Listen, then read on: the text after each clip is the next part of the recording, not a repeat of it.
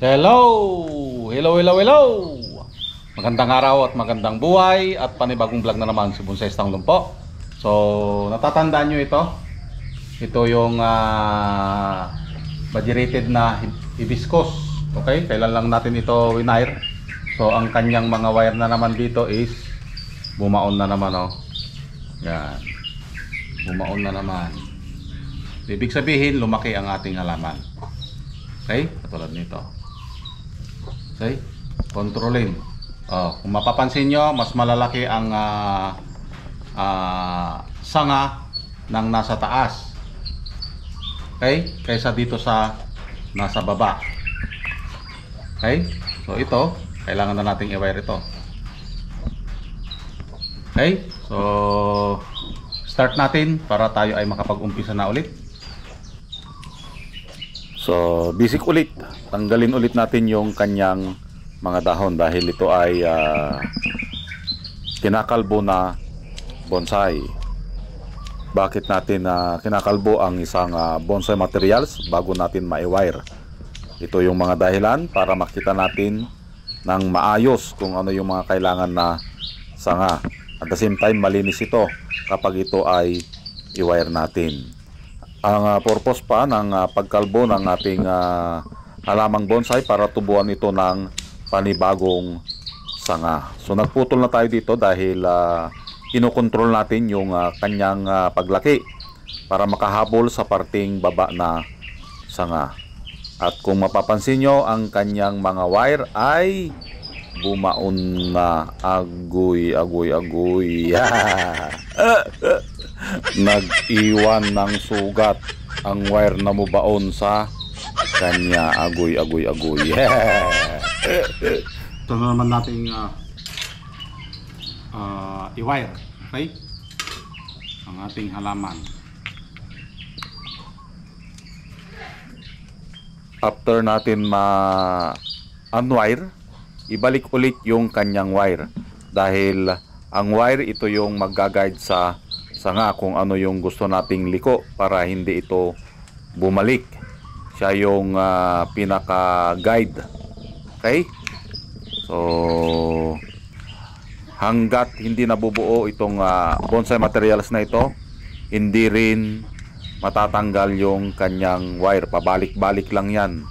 Agoy. Buti pa ang wire. Pabalik-balik. Pero siya, wala na. Hindi na binalikan. Hindi katulad niya na wala na. Magpapatawa lang tayo dito. Okay? Ituloy-tuloy lang natin yung ating pagwa-wire para ito ay matapos na. So pakapal na ng pakapal ang kanyang mga sanga. Na-wire na natin yung primary branch. May mga tumubo na ding secondary. Yan yung mga naiwa-wire natin na iba. Okay? Hanggang sa pakapal ng pakapal ito, hanggang sa mabuo. Bagamat matagal pa ito bago mabuo, guys. Magbilang pa tayo ng ilang taon. So ang hibiscus naman ay hindi ito masilan. Ang gusto ng hibiscus ay yung palaging nababasa. Agoy. Ayaw niya yung nabibitin sa tubig. Gusto niya palaging nababasa. Gusto niya yung nababasa ang katawan at palaging nadidiligan. Yun ang sekreto ng isang hibiscus para ito ay hindi manghina. Okay? So bawat bonsai materials may kanya-kanyang karakter. Mahalaga yon na dapat nating malaman para alam natin kung ano yung ibinibigay natin sa isang halaman. Yan. So putol-putol na lang tayo dito dahil kinokontrol natin sa parting taas. Okay? Kung hindi naman natin naputulin, mahuhuli ng laki ang parting baba katulad ng first branch natin. Yun. Okay? Tapos din nating na-i-wire. At kung mapapansin nyo, meron tayong mga hindi na i-wire. Okay? So Katulad nito. Yan. Hindi natin na-wire ito para palakihin niya ito, part na ito. Okay? At ito, hindi natin na-wire para palakihin din niya yung pinakapuno ng ating sanga. Okay? Yan ang purpose niyan. At ito, masyado pang bata. So, wala siyang sanga dito, kailangan nating iganyan. Okay? Kailangan na mayroon siyang sanga dito. Okay, para balance.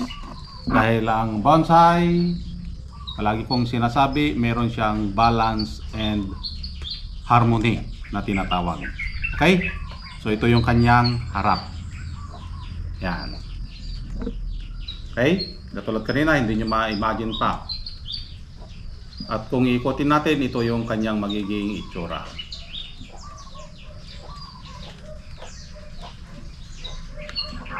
Yan.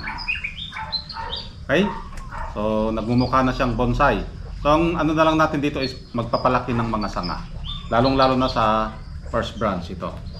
Kaya wala mo ng putol and then patayo. Pinatayo natin para yung paghigop ng tubig, mas mabilis siyang makahigop ng tubig. Okay? Kaysa dun sa pababa. Okay? So, may mga part na din na tayong pinutol dahil nakuha na natin yung taba ng sanga. Okay? So, lumabas na rin ang kanyang ugat dito. Nandito na. Yan. So, ilalagay natin ito sa extension pot na tinatawag para may makainan siya ulit doon sa baba at lumakas ang ating halaman. Okay? So, kailangan natin takpan yung ugat para pumunta doon sa ilalim. Yan.